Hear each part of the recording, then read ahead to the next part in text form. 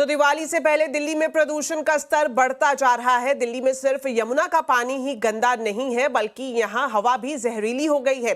दिल्ली में air quality index की बात करें तो 300 के पार यानी बेहद खराब कैटेगरी में पहुंच गया है। प्रदूषण के बढ़ते स्तर के साथ ही इस पर सियासत भी तेज हो गई है। दिल्ली की मुख्यमंत्री आतिशी ने दिल्ली में बढ़ रहे प्रदूषण के लिए बीजेपी की राजनीति को जिम्मेदार ठहराया था और अब बीजेपी ने इस पर पलटवार किया है। बीजेपी ने यमुना में जहरीले झाग और हवा में बढ़ते प्रदूषण के लिए आम आदमी पार्टी और अरविंद केजरीवाल को जिम्मेदार ठहराया है। 17 से 22 के बीच में 6800 करोड़ रुपए दिल्ली की सरकार ने यमुना की सफाई पर खर्च किए और 2022 से 2024 तक मार्च 2024 तक 1700 करोड़ रुपए खर्च किए, यानी कि 8500 करोड़ रुपया 60 साल में इस दिल्ली की सरकार ने खर्च कर दिया। लेकिन यमुना वैसी की वैसी है। वादा जो अरविंद केजरीवाल ने किया था कुछ नहीं हुआ उसका। तो सवाल ये उठता है कि जो 8500 करोड़ रुपया है वो किसके खाते में गया, कहां गया, किस भ्रष्टाचार के भेंट चढ़ा है। जितने एसटीपी प्लांट इनको ठीक करने चाहिए थे, काम करने चाहिए थे, वो काम नहीं कर रहे हैं। ड्रेन्स इनकी काम नहीं कर रही हैं। अपनी विफलता छुपाने के लिए एक भी गंभीर उपाय अगर दिल्ली सरकार ने इस पोल्यूशन को रोकने के लिए किया होता तो आज दिल्ली वाले इन बीमारियों से ग्रसित ना होते।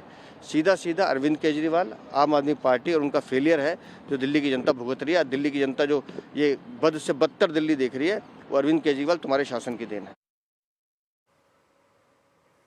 तो दिल्ली में बढ़ते प्रदूषण को लेकर बीजेपी ने निशाना साधा है आम आदमी पार्टी पर। वहीं इस बीच दिल्ली के पर्यावरण मंत्री गोपाल राय ने बीजेपी पर हमला किया है। उन्होंने कहा कि हरियाणा और उत्तर प्रदेश से पराली जलाने की घटनाएं लगातार बढ़ रही हैं।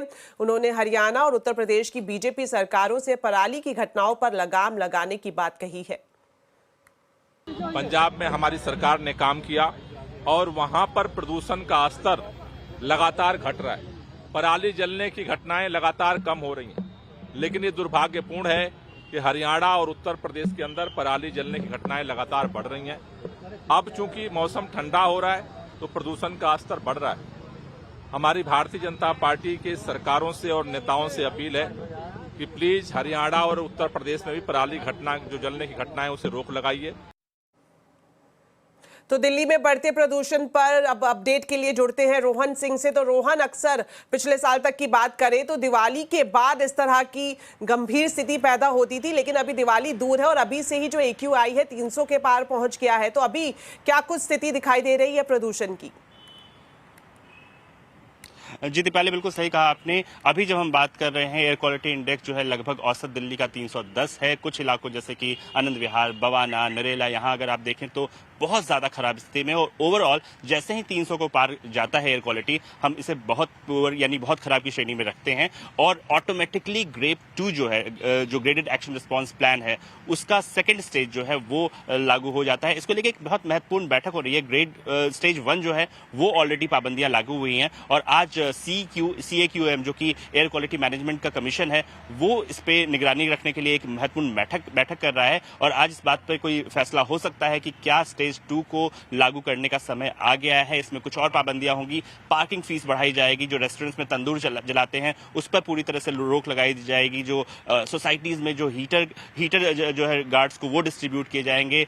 इसके अलावा सड़कों पे गाड़ियों की आवाजाही कम करने की बात की जाएगी। लोग ज्यादा से ज्यादा पब्लिक ट्रांसपोर्ट इस्तेमाल करें, इसके लिए बसों की संख्या बढ़ाई जाएगी, मेट्रो की फ्रीक्वेंसी बढ़ाई जाएगी। इन सब पर आज विचार होने वाला है। लेकिन कुल मिला के जो मौसम विभाग की बताएं, आने वाले कुछ दिनों में स्थिति और खतरनाक हो सकती है। वेरी पुअर की स्थिति जो है और ज्यादा जो है वो विकट हो सकती है। चलिए, फिलहाल के लिए शुक्रिया रोहन। और जिस बैठक की आप बात कर रहे हैं, आप नजर बनाए रखें, आगे भी आपसे अपडेट लेते रहेंगे। तो दिल्ली में पॉल्यूशन का क्या है सॉल्यूशन और इस पर क्यों हो रही है डर्टी पॉलिटिक्स? आज आवाज अड्डा में इसी पर होगी बड़ी चर्चा शाम 7:57 पर।